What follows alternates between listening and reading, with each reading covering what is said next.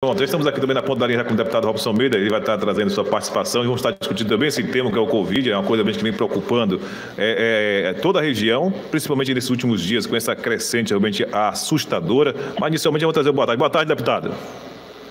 Boa tarde, JC, boa tarde a todos que nos ouvem aí em São Felipe, na zona rural também, que eu creio que abrange os municípios de Conceição do Almeida, de Muniz Ferreira, de Dom Macedo Costa. É um prazer enorme falar com o Recôncavo Baiano através de São Felipe FM. Com certeza, né? Maragogipe também, aqui quase que 70% do município de Maragogipe nós também cobrimos aqui, né? Então, essa região, graças a Deus, aí, a audiência realmente é muito grande e vai estar nos prestigiando nesse momento, né? Com a participação do deputado. Como eu estava aqui, acabando de sair de uma entrevista aqui com o pessoal da agente comunitária de saúde aqui no nosso município, o tema da vez que nos preocupa muito, deputado, é a questão desse aumento aqui no interior do estado, a região do Recôncavo, uma crescente muito grande. São Felipe, né? Nessa última semana, realmente cresceu muito o número, inclusive ontem saiu já a confirmação do primeiro óbito aí em virtude do Covid, é uma coisa realmente que tem nos preocupado muito, inclusive na última participação a gente debateu esse tema mais uma vez, não foi, deputado? Olha, esse vai ser um tema recorrente, não tem como não bater muito nesse tema, porque ele paralisou o mundo, né? Deixou todos os grandes países, as grandes nações praticamente de joelhos para enfrentar um vírus.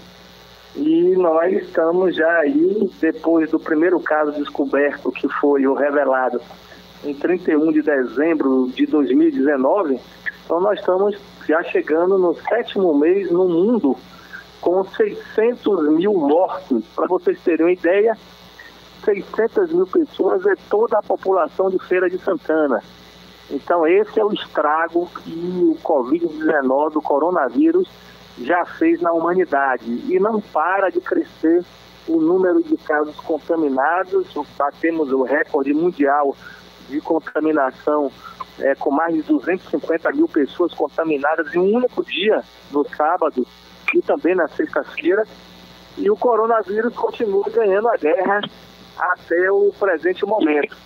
Aqui na Bahia, especialmente no Recôncavo, eu tive com o governador Rui Costa, semana passada, na quarta-feira, em Feira de Santana, que ele entregou um belíssimo equipamento, o Hospital Clériston Andrade II, com 40 novos leitos de UTI para a feira e região.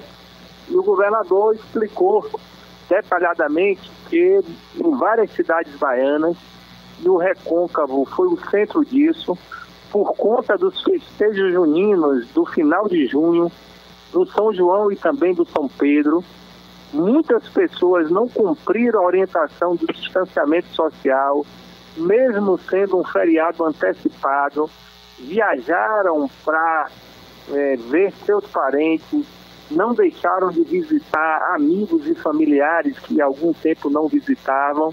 Alguns promoveram festas em sítios como forrozeiro e coisas assim. E a explicação de todos os prefeitos que reuniram com o governador na semana passada foi de que esse surto, essa elevação que você revela aí nas cidades do Recôncavo, vem principalmente por conta desse relaxamento que ocorreu no final do mês de junho. Então nós iniciamos julho com os números crescentes, e você sabe que quanto mais pessoas que estejam contagiadas, elas podem ir passando para outras e virando uma bola de neve o contágio humano. E aí foram adotadas medidas, especialmente toque de recolher em algumas cidades da atividade noturna, e o governador explicou por que é que essa modalidade tem um efeito melhor do que o lockdown. O lockdown é o fechamento total, o toque de recolher é evitar as atividades noturnas, né, porque as atividades essenciais as pessoas fazem geralmente durante o dia, ir à feira, ir ao mercado, comprar alimento, ir ao banco, ir a uma farmácia, e à noite geralmente são atividades de entretenimento, né? Bares, gente que se reúne para ouvir som, especialmente jovens, e aí acaba o relaxamento, bebem, compartilham o copo, não usa máscara, se contaminam, vai para casa e acaba contaminando seus irmãos, seus pais. Então, a proibição da atividade noturna, ela tem um efeito muito importante para conter o avanço e ela não traz grandes prejuízos à economia local por conta da permanência de atividades essenciais durante o período do dia. Então, em linhas gerais, os festejos juninos e a quebra da regra, o descumprimento do distanciamento social, explica boa parte da interiorização da contaminação nesse último período. São 13h17, 13h17. Lembrando para quem está sintonizando seu rádio agora, também que está chegando através das nossas redes sociais, estamos aqui com o deputado Robson Almeida, falando aí sobre essa questão, como ele fritou aqui anteriormente, né, o tema da vez, que é o Covid-19. O senhor citou que o senhor participou junto com o governador dessa inauguração dessa unidade hospitalar em Feira de Santana. Ela vai estar abrangendo toda essa região ou é uma ala assim, exclusiva para o município de Feira de Santana, deputado? Abrange toda a região. Se tiver um caso em Covid em São Felipe e precisar de uma transferência, o paciente for regulado, Feira de Santana tiver leito, vai para Feira. Então, 40 leitos para o interior da Bahia, para poder ampliar a oferta de infraestrutura de saúde nesse momento. E um hospital que eu fiquei maravilhado, não só pela parte arquitetônica, quem passa ali no anel de contorno de Feira, chegando do Salvador, indo do Recôncavo, por exemplo, daí, chegando em Feira de Santana e vai no sentido a Jequié, Ipirá, Vitória da Conquista, aquele que chama o Contorno Sul, ao lado do Hospital Clérito Andrade II, vai ver um belíssimo equipamento de 4 pavimentos, com todo espelhado na frente, um hospital que já nasceu recebendo o selo verde, toda a água que é utilizada, ela é reutilizável, o ar que é respirado vem de ar-condicionado que funciona com gás natural e depois, quando é devolvido à natureza esse ar, ele é tratado.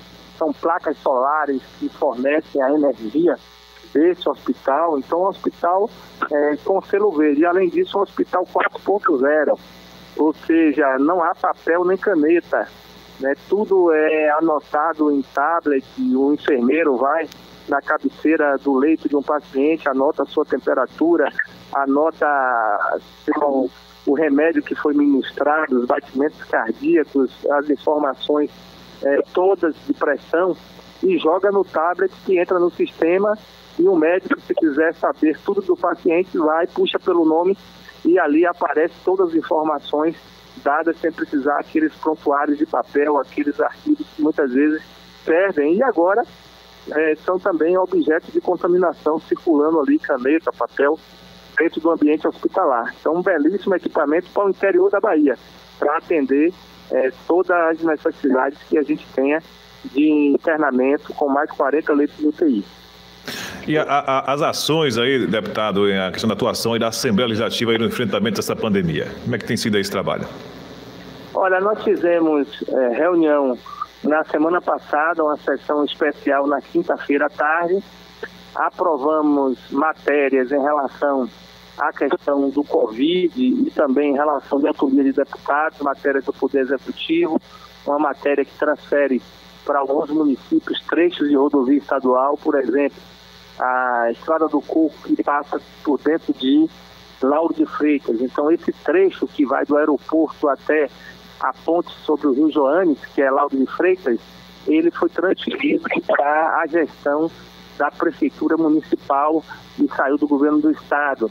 Aprovou um projeto que autoriza o governo a comprar alimentos da agricultura familiar nesse período de pandemia, para poder ajudar a atividade do campo aí com um grande comprador, que é o governo do estado. Então foram várias medidas aprovadas, matérias aprovadas na semana passada, também decreto legislativo de calamidade pública em municípios baianos para facilitar a gestão dos prefeitos. Então, a Assembleia continua reunindo de forma virtual, está fechada, não tem atendimento presencial, mas produzindo ao lado do governador as soluções para a gente fazer essa difícil travessia do ano de 2020. Inclusive, eu estou até acompanhando uma das matérias que foi votada semana passada e essa questão da redução da mensalidade, né, em 30% aí para a rede particular. A gente vê que é um momento difícil, tem que ter essa questão, essa contribuição também por parte, né, do setor privado na questão da educação. A coisa realmente está difícil para todo mundo. Se não tiver essa redução para se manter, né, essa estrutura é complicada, né, deputado? Olha, a situação é difícil. Eu vou dar o meu exemplo aí, porque muitos têm filhos na rede particular. Então, em Salvador, eu tenho 3 filhos estudando na rede, em uma escola só, e teve um desconto de 30% das mensalidades. E a escola fornece aulas, né, pelo sistema remoto para as crianças. E a Assembleia autorizou que fosse definido uma redução no mínimo de 30% pelas universidades, faculdades e escolas privadas. Quem já negociou, está negociado. Teve, como no meu caso, né? E como tem vários outros casos que ocorreu negociação direta entre pais e direção de escola, e também teve outras situações de intervenção do próprio Ministério Público para que as escolas reduzissem. Eu sei que está todo mundo perdendo, mas quem perdeu o salário, quem perdeu a renda, quem não está tendo a contrapartida do ensino presencial, né, não deve ser tão penalizado pelo empresário que, no caso do ramo de educação, ele eliminou algumas despesas, né, como especialmente custeio da escola, manutenção, conservação, porque não funciona. Óbvio que outras despesas, especialmente salários de professores, permanecem. Então é justo que seja cobrado uma taxa, desde que o serviço seja prestado com essa aula remota, mas é justo também que seja cobrado em um valor menor, porque não é o mesmo serviço que é prestado quando o funcionamento normal das atividades presenciais. São 13 horas e 24 minutos, 13h24. Hoje pela manhã eu recebi o boletim sempre em parceria com a Rádio Senado, e uma das matérias que nos chamou a atenção foi a questão, né, sobre a questão da agenda, né? Hoje a questão da votação aí, né, do Fundeb, e também a apresentação da reforma tributária aí, né, apresentada pelo ministro da Economia. Como é que o senhor vê a questão desse sistema, deputado, a importância que tem a questão do Fundeb e a necessidade de sempre ter mais investimento para esse segmento também? Olha, o Fundeb, na verdade, o governo federal está enrolando com essa matéria, há uma pressão da sociedade para constitucionalizar esse Fundo de Desenvolvimento da Educação Básica, que nós conhecemos pela sigla Fundeb, que os municípios têm uma receita anual a investir na educação, especialmente pagar o piso salarial dos professores e manter os 200 dias letivos como carga horária mínima para dar conta de educar a nossa população, especialmente as nossas crianças e adolescentes. Empurrando com a barriga, há uma pressão grande. Eles querem deixar essa lei para valer em 2022, já em 2021 ter pouco investimento, porque o governo está com muita dificuldade e, ao invés de prorrogar o auxílio emergencial, votou contra uma proposta do PT, do PCdoB, do PSOL, de estender o auxílio emergencial de R$600 até o final do ano. A base do governo Bolsonaro votou contra, porque ele quer retirar esse dinheiro da educação para colocar nesse programa de transferência. Então, eu creio que é uma medida inadequada tirar livro, caneta, tirar caderno das crianças para o auxílio emergencial. Deveria ter os dois, né? Os pais devem ter o auxílio emergencial para poder comprar alimentação, pagar uma parte das suas contas diante dessa pandemia, e os estudantes devem ter os recursos na educação para poder seguir os seus estudos. Então, eu sou amplamente favorável que seja aprovado e votado a proposta do Fundeb imediatamente. A segunda questão da reforma tributária, o que nós defendemos é que tem uma reforma tributária progressiva, rico que paga imposto nesse país, JC. Grande empresário não paga imposto nesse país, JC. É o único país do mundo que não tem imposto sobre grandes fortunas, não tem imposto sobre herança. Então a elite brasileira, os ricos brasileiros, continuam a pagar imposto, enquanto o assalariado é quem paga os tributos no país. Então qualquer reforma tributária tem que ter o princípio da justiça tributária: quem tem mais paga mais, quem tem menos paga menos, e quem nada tem, nada paga. Esse que deve ser o sentido de uma reforma tributária para combater as desigualdades regionais, as desigualdades sociais no Brasil, que os ricos não pagam impostos e que os pobres sustentam esse país a partir das suas taxações que são colocadas, impostas à população. São 13 horas e 27 minutos, 13h27, voltando a falar novamente sobre a questão do Covid.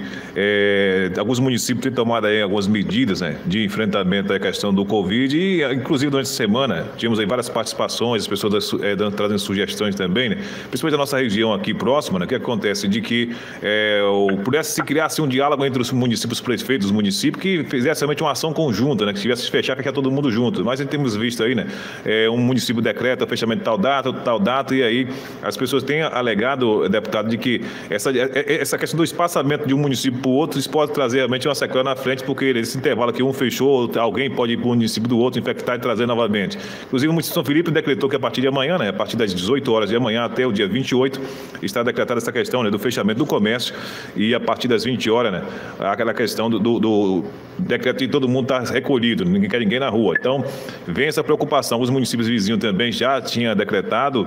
Como é que você vê a questão desse plano de ação aí, né, de contenção da questão do avanço do Covid?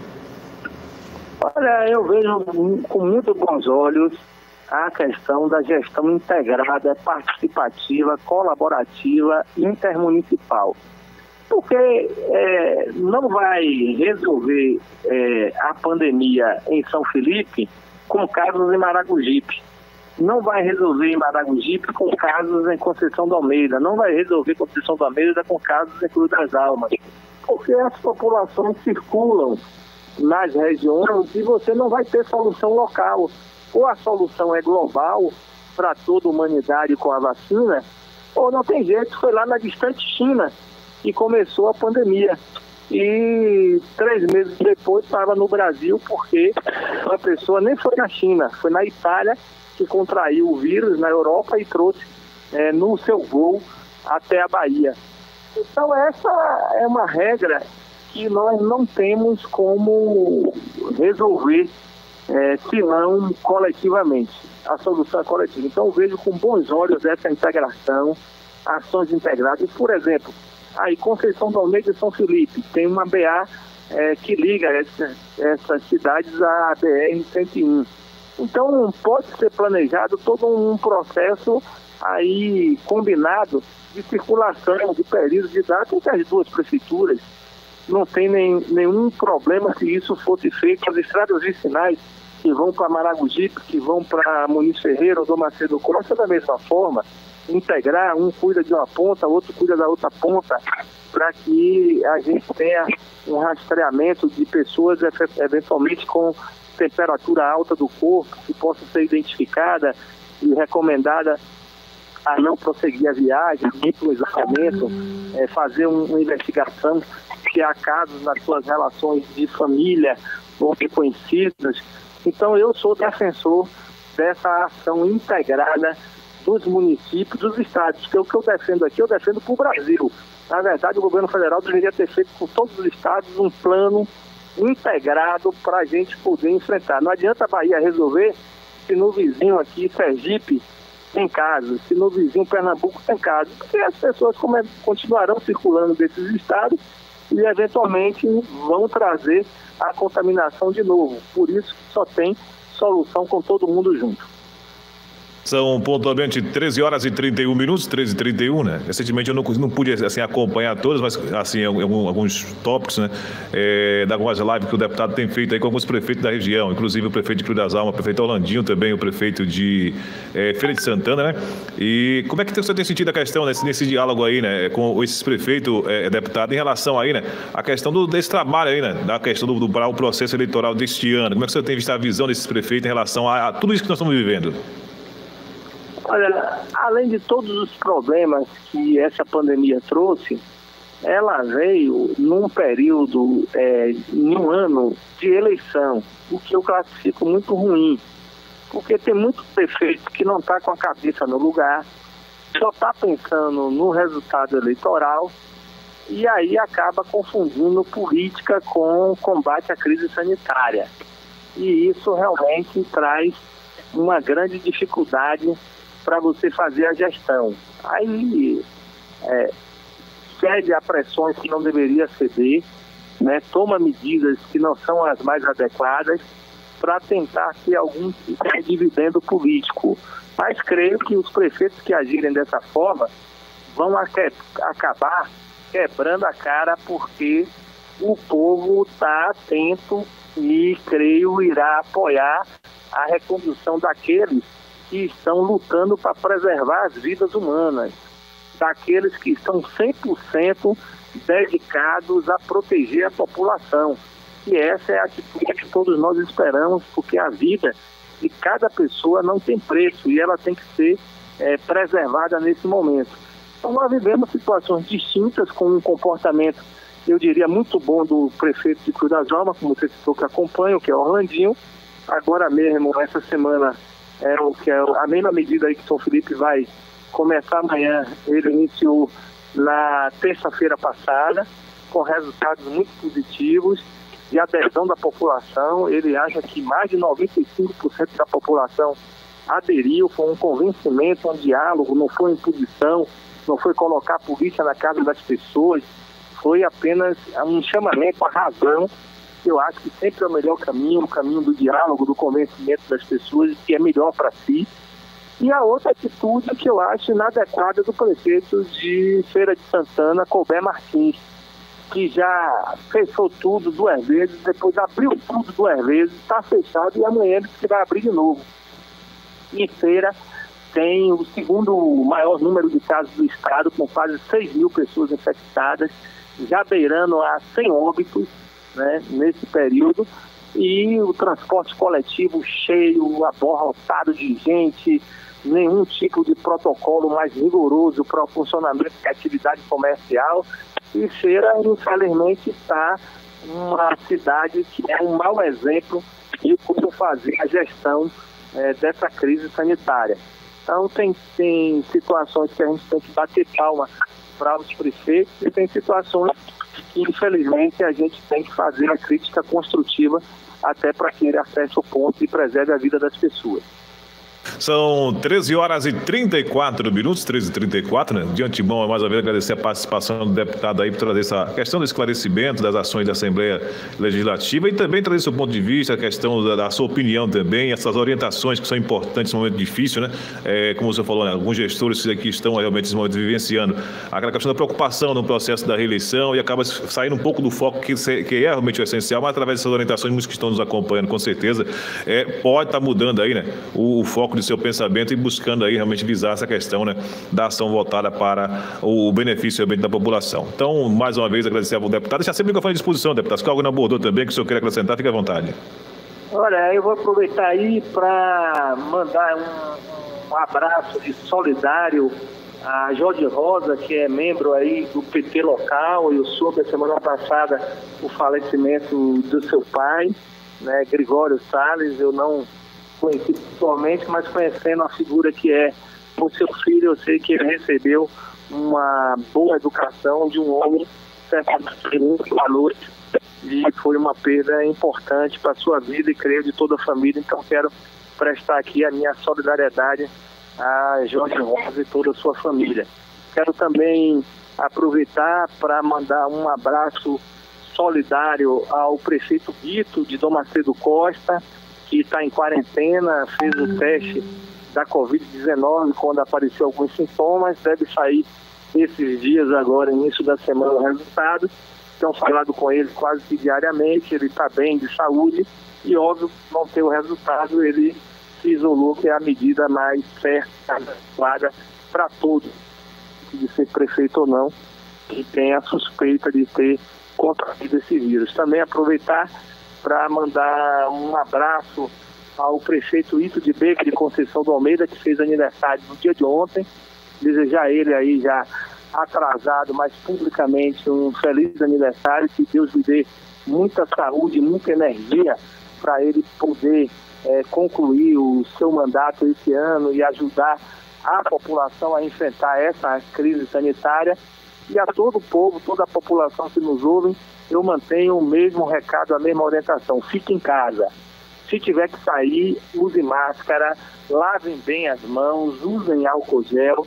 Nós ainda estamos perto, mas ainda não inventamos a vacina, né? Já tem notícias de testagem já nas fases finais, mas não está disponível ainda no mercado, não está autorizada pelas agências de vigilância sanitária, portanto não tem disponível para compra nem de nenhuma vacina, nem nenhum remédio que seja efetivo e que evite a doença e a morte.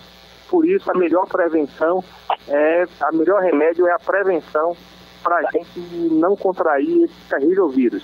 Uma boa semana para todos aí e vamos continuar na guerra contra o coronavírus.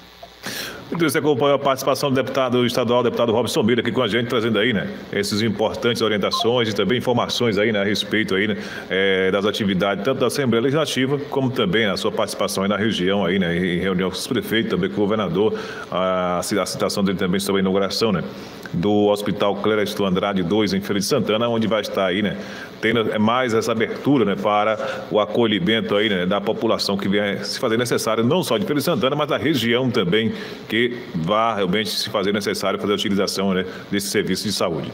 São 13h38, dando sequência com a nossa maior audiência no horário.